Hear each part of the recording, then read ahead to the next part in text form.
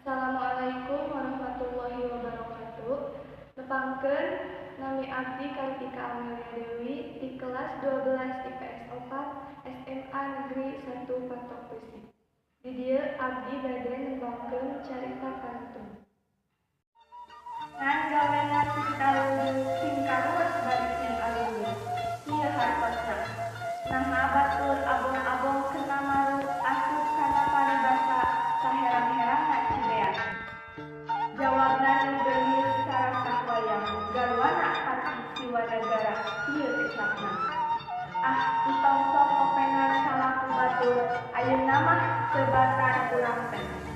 Careci pageus kancing sebatan bibir dikancing. Lamun bibir urang hamo meunang cicing. Sunda lampahna urang nyaturkeun deui pamulih.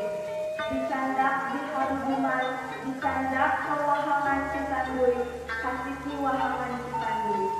Handagan anu cengeng isian urang kali, dicampuran euleum hayang sahiji. Sakitu wae tugas basa Sunda ngeunaan materi carita pantun.